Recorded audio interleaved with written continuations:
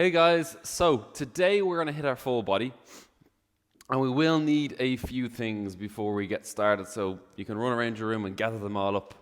One thing you will need is a wall, or you can actually use a chair or something like a pillar. It could be the end of the stairs, it could be a cupboard, it could be a countertop. Just have that on standby or be close to it so it's kind of easily accessible within a 10-second window, because that is going to be your rest. We have 10 seconds. Not a lot of time, but then again, it's enough time to get your rest into the next exercise. You will need your kettlebell. You can also have something on the floor because we will spend a bit of time on the floor. I'm not going to take it out because I think I'm going to break the hooks again. So I'm just going to leave that mat up there. It's a nice decoration. Not what you'd have in your home, but we're going to have it here. So before we get started and before you get your warm-up in, we do have single leg RDLs, and it can be a tricky exercise to actually execute. So an easy way of doing it, or an easier way of kind of thinking of it, or visualization, help with the cues, is our hip hinge is going to be pretty much hips back, nose forward. And we're having a slight unlock of the legs. And what we want to do is when we hinge here, see my knees, they don't actually move. They don't actually go forward. We don't turn it into a squat. They're two completely different things. And one thing we like to say is, think of when you have a chair, okay? You're going to stand in front of it. Your squat is just to sit down on the actual chair itself. Now, with your hip hinge, it's hitting your bum off the back of the chair. So notice how my hips don't actually drop any closer to the chair seat. It's just a hinge. And a good way of thinking of it is actually, how would you bow to someone? Have your two hands together. It's bowing that way. And I'd like you to actually, if you do struggle with your hip hinge, try your bowing. So even body weight, we should get a stretch here in the hamstring. And if you're not getting that stretch and we're in this position, what might be happening is your knees are bent just a little bit too much, and then we can't kind of make up our mind, like, are we going for a hinge? Are we going for a squat?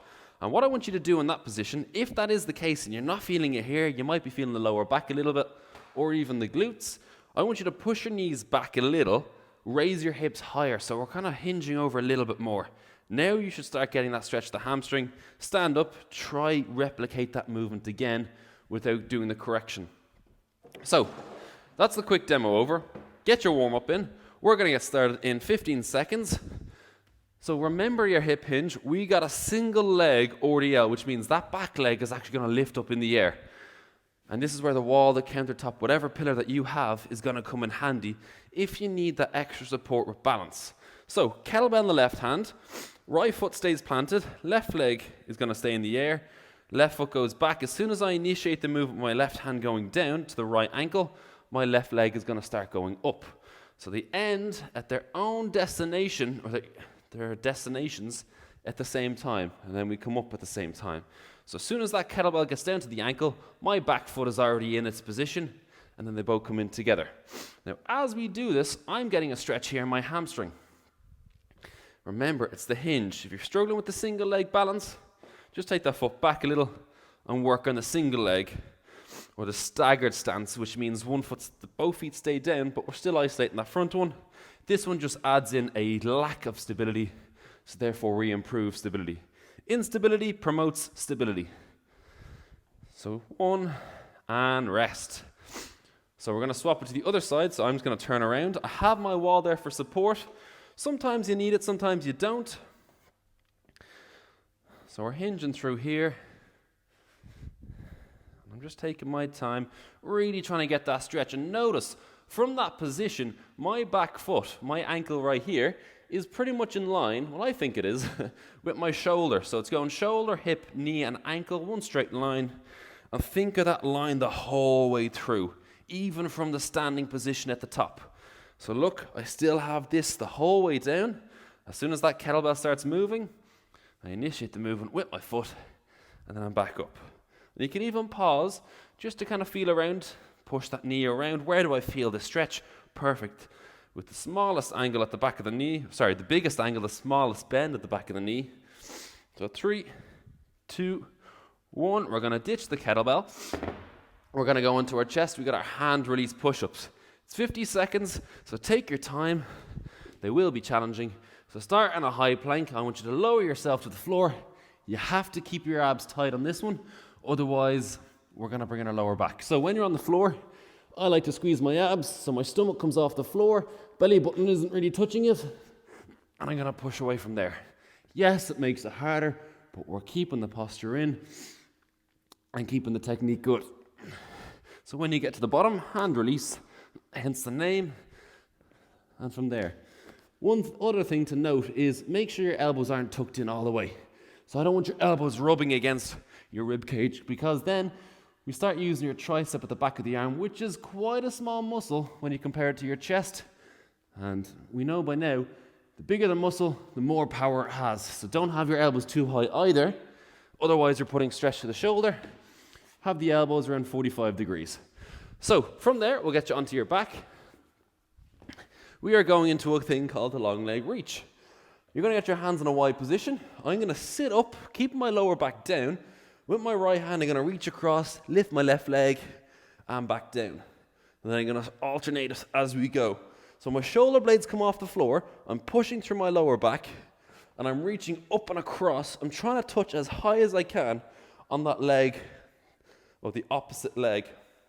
And notice how I don't bend that leg as it comes up. A common thing that happens with this exercise is we start doing this. Look how much room I lose compared to that. So we're going to get a hell of a lot more return in the reaching high than just kind of going low. So just note that. And then with the other hand that's not working, try not to have it on the floor, keep it in the air, because that will come in and that will help you more than you know. So relax there. We're going into a thing called a long leg hold. Hitting the hamstrings again before we go back to our single leg RDL. Have a big angle at the back of the knee, almost like they're straight. Squeeze your abs, drive through the heels, so you're lifting your hips in the air. Okay, it doesn't matter how high your hips are, as long as they're in the air, and there's a bit of a gap between you and the floor, and I want you to hold that position. And it seems okay now.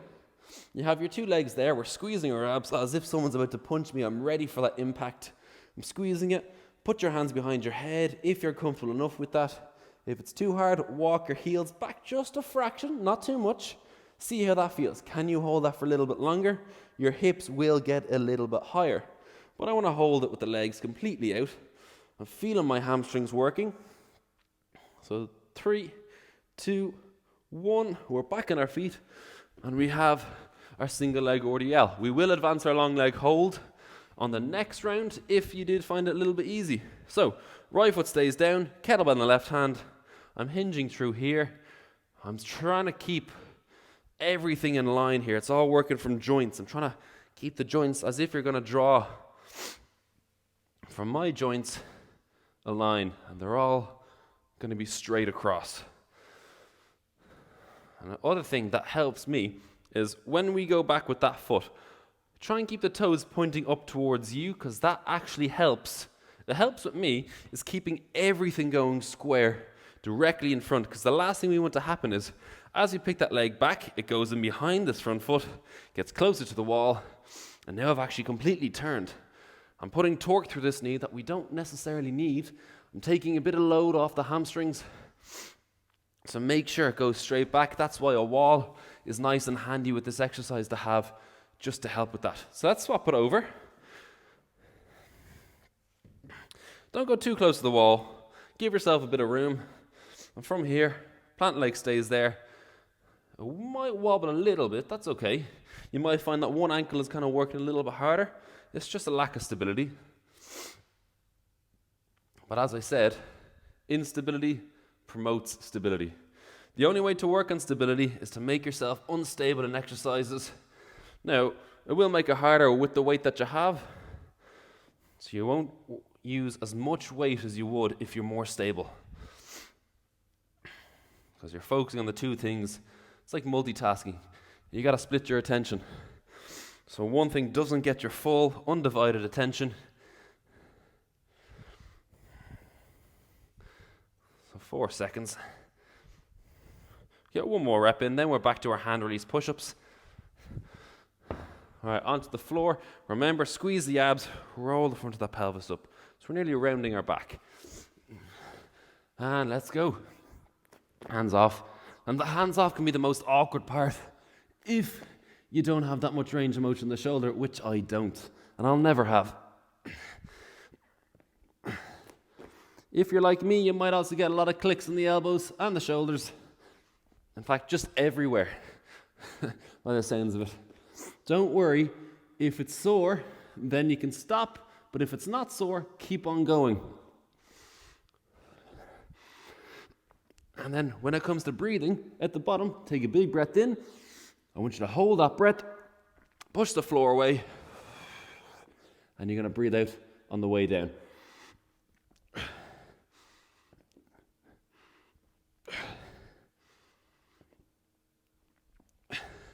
And relax. Right, onto your back. We're going into a long leg marches. That's a lie. That's a complete lie. It's long leg reaches. Oh, so many exercises that are similar. Right, hands in a wide position, looking at the abs. So we're kind of bringing everything in. We're going upper and lower, adding in rotation. So we all kind of hit the 3 areas of the abs that we want to hit. So reach up nice and high. And a good way to go with this is if you're wearing shoes while doing this, try touch the top of the laces. That is your goal without bending the leg. That forces you to reach up a little bit more. Get your leg a bit higher. Now, I'm not going to get to my laces, but I'm getting kind of at the tongue of the shoe, just before the laces. Keep that lower back down. It's almost like you're trying to push the lower back into the floor to propel you going forward. Stay in there. We're going to go into a long leg hold. So, to make it harder, let's go with single legs. If the other one was okay for you, you can stay with the double legs. But single legs, we're stepping up the ante, and it's a big difference. So try it. Remember, you can scale up by bringing this heel back a little bit closer, but keep this leg that's not on the ground extended. I'm going to slide it back out. So we're going to swap in 2, 1, swap it. And already, I can kind of tell the difference between my right and left hamstring that I wasn't really aware of. On my 2-legged work, my hamstrings felt pretty good. Single leg ODL, my hamstrings felt equal. But this one feels a little bit different. I feel like I have a bit more control, but that's okay. The more we do all this stuff, the more we take out those indifferences and relax. We're on to our last round. So let's stand up on our feet. Single leg RDLs. I'm going to start my kettlebell on the right hand because it's just set up this way. Left foot stays down, hinging at the hips, slight bend at the left knee, then standing upright. So try and keep the whole front foot down as you do this exercise. And that means it's like a tripod effect. It's like the whole ball of your foot following that ridge, and then it works down into like a triangle down to your heel. So it's like an upside down triangle at the base of your foot, trying to keep those 3 points in contact with the floor at all times. That means we have the utmost stability going through the foot. Because if we kind of start lifting, and I'm edging onto my outside of the foot, and my inside of the foot starts lifting up my ball of the foot, I'm losing even more stability. So try and keep it all down. It's a lot of things to focus on, but the main thing is shoulder blades back, keep the hips square, and hinge at the hips. Those are your 3 things to focus on. If you can hold more pointers, then we can kind of go into more detail. But we don't want to overload you at the same time and give you 1,000,001 things to remember, because what's going to happen is you're going to forget every single one of those things, and we'll probably do it wrong. So we don't want to do that. So just focus on the hinge, keeping everything square, shoulder blades back. So that keeps the posture in check. And we're going to stay with those 3 things. Remember, you're looking for the stretch in the back of the leg. If you don't feel it, move that knee around, see where you can feel it. Try not get lazy with that back leg. I think I was a little bit lazy on that last rep. 2, 1. Drop the kettlebell. Throw it here. Into your hand release push-ups.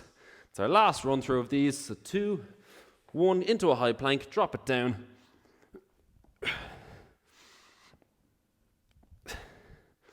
Remember, keeping the abs tight. So when I lower myself down, my stomach actually doesn't touch the floor. I'm actually got into a bit of a rhythm where I can hold my abs really, really tight. Now, it's a really hard thing to do or to wrap your head around it if you're still struggling with it. So don't worry. Don't be disappointed if we can't kind of get there. I want you to focus on getting in a high plank. Try and take the arch out of your lower back. So we're rolling up the front of that pelvis. So from here, tuck it up so your pelvis starts shooting up. You're going to bring your rib cage here just down a little bit. So now we're going to squeeze our abs. Squeeze it there as if someone's going to punch you. Hold that position nice and low down. Touch your chest off the floor. Keep your hips rolled up and push away from there. Now we're going to move on to your long leg reach.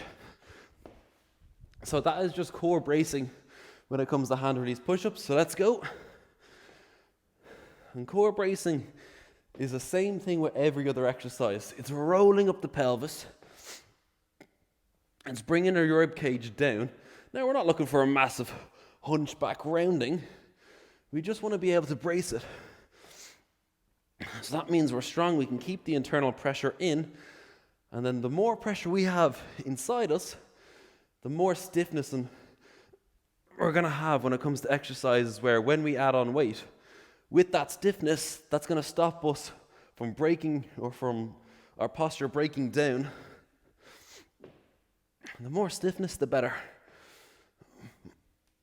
But it's an unusual feeling at the start, but if you're used to it, you'll understand it fairly quickly and be able to execute it. So, relax there. We got on to our last exercise. It's our long leg, single leg hold in 2, 1. Start out with my right.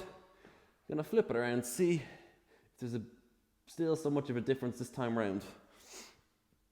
So, remember, you can have 2 heels on the ground. I'm gonna go 1 leg at a time. I'm gonna swap at the halfway point because the 2 legs is a scaled option.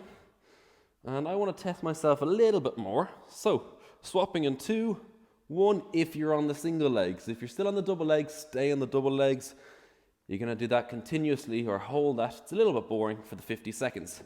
This is also known as an iso hold, isometric. So, we're working our muscles without moving our joints. Now, you don't include that swap over period from left to right.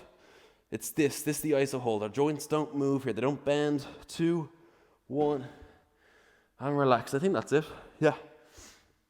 For a second there, I thought we had 2 rounds done and 1 more to go. But there you have it. That's another full body session in. Big focus on the hamstrings, the chest, and a little bit on the abs. Now, we can hit our abs every day if we wanted to because our abs work every day. They're used to that workload. When we stand upright right now, our abs are working. Now, if you take the support of a chair and we go from here, our abs don't really have that much work to do because we're resting. We have our structure resting against something else. And then the next day, you won't be working on your chest or your hamstrings because they need a bit of time to recover, like every other muscle. So we'll see you guys in the next one. Good work.